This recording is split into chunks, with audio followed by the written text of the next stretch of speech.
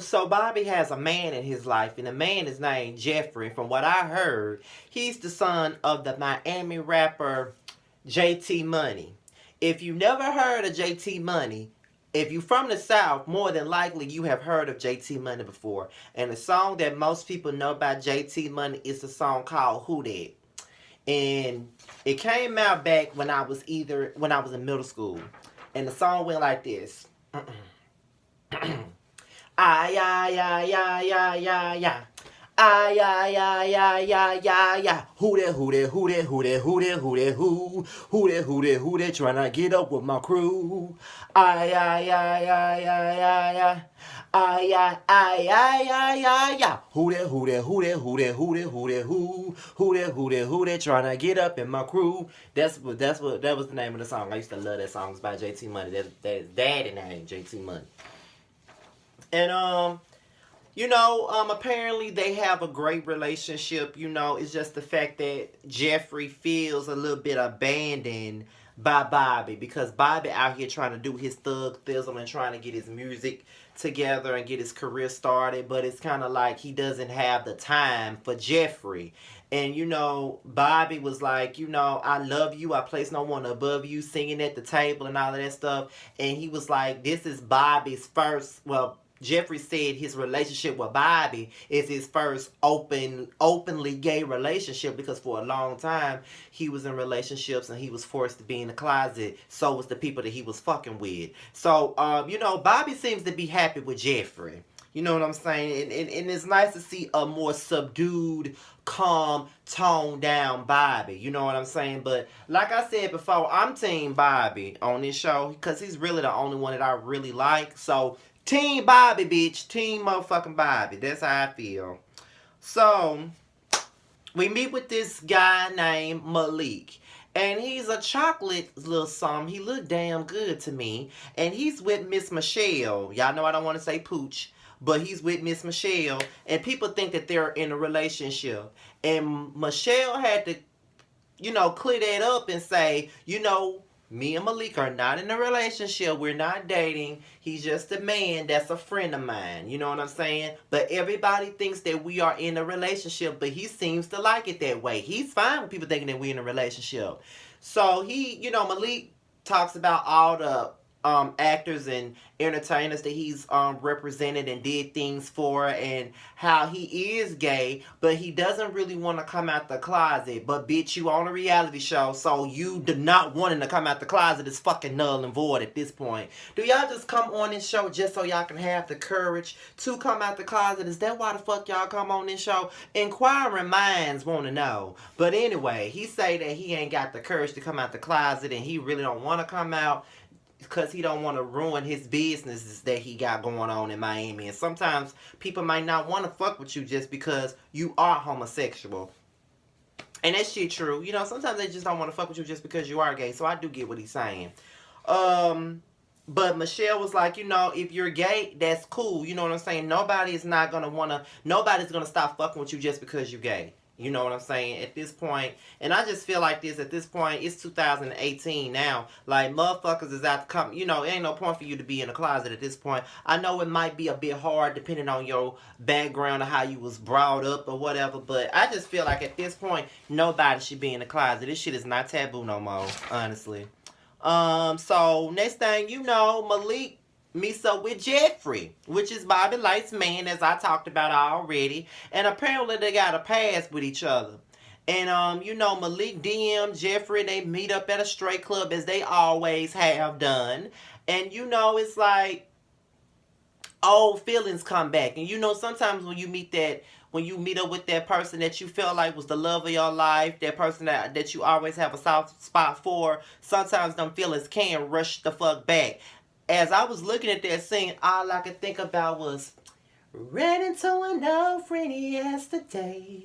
Caught me by surprise when he come my way. He was a familiar face from a chapter in my past. All the feelings that I thought were gone came rushing back to me at once. Tried to smile and hide the way I felt, but I was thinking to myself, I never got over you. Shout out to Fantasia, but that's all I could see. And in the midst of that conversation, you know, Malik started getting emotional. And he didn't think that he would get emotional, but it's like Jeffrey was the one that got away. He felt like he ruined it. He bailed out on Jeffrey at the wrong time. And now he missed him, and they done shared a kiss and everything. When Bobby find out, he gonna lose his motherfucking mind. I swear to God he is.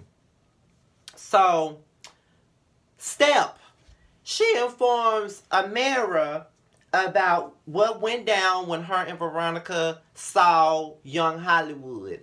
And she was like, you know, we went up to this spot and we ran into Young Hollywood. And as soon as we seen him, Veronica went in, of course, and she said how she felt about what he said to you. And he told Veronica that the only way he would apologize to you is if he went out on a date with you. And Amara started laughing. And when I forgot what Steph said, but that's when Amara said, "Oh, she going for real? She went for real?" Blah blah blah.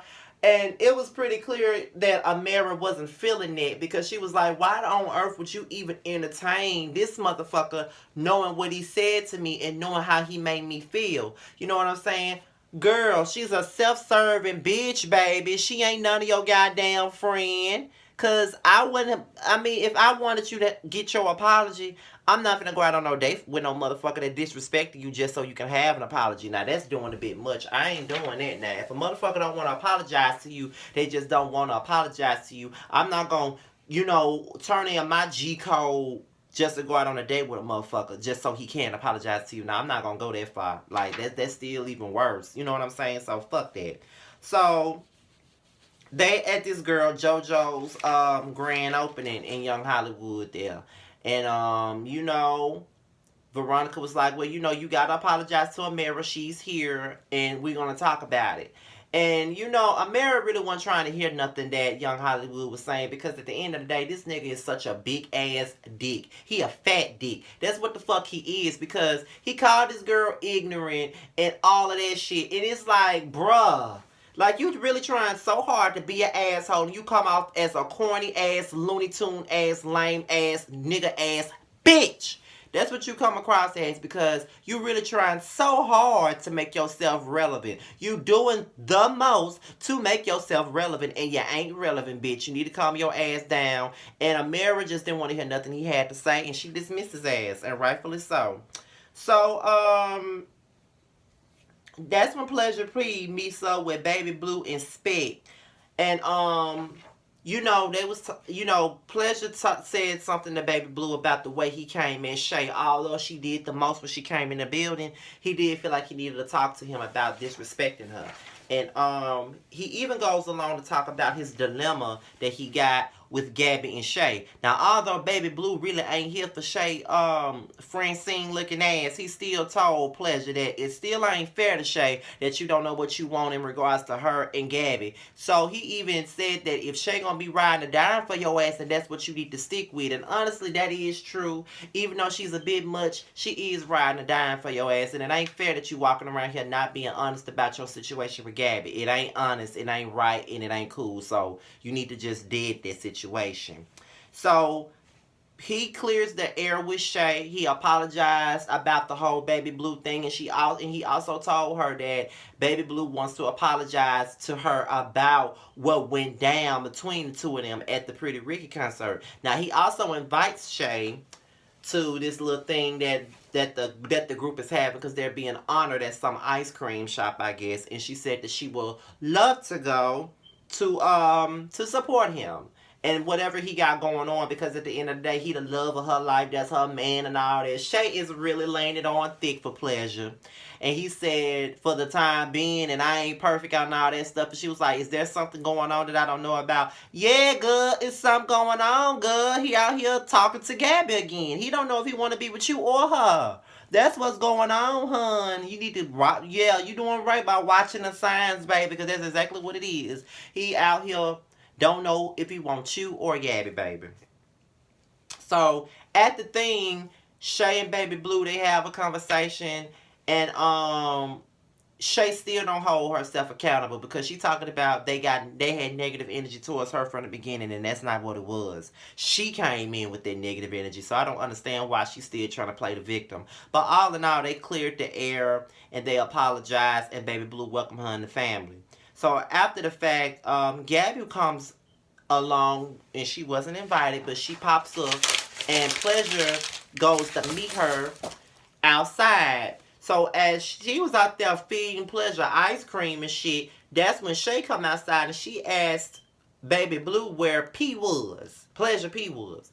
He tried to lie and say he was in the bathroom, but Shay knew it was some bullshit. And she took her ass outside and she seen Gabby with Pleasure and she threw that ice cream dead smack at that bitch. And that was the end of the episode. Y'all, this episode was kind of corny. I ain't like this episode. I wasn't feeling it. Why? Because why is Trina and Trick Daddy on here and they not showing them like that?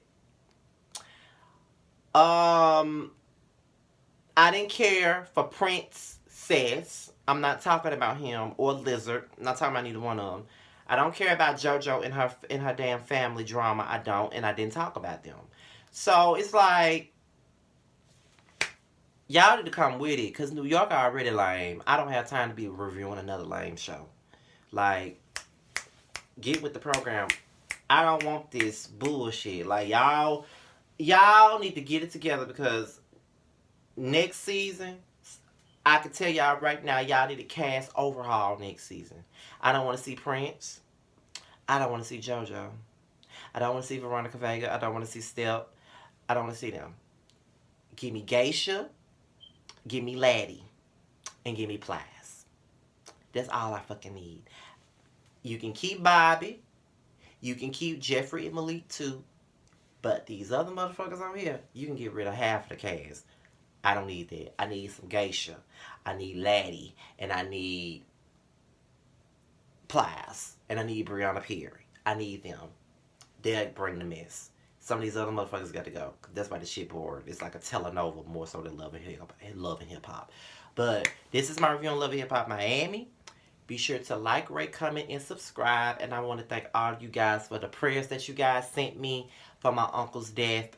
His funeral was Saturday. And all my family has gone back to their respective places that they live at. Arkansas, Florida, everywhere. So thank you guys for all of your support, for your supportive words and everything like that. I really do appreciate it. And I'm back, so I won't be going nowhere anytime soon unless I need to take a break and take a breather. I'm out of here, y'all. Peace.